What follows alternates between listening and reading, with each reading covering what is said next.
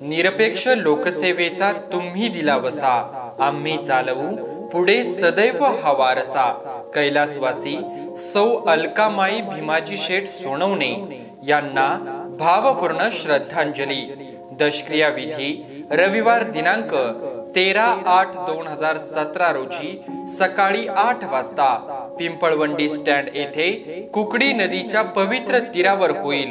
प्रवचनकार शिवनेर भूषण हरिभक्त परायण राजाराम महाराज जाधव बोरी।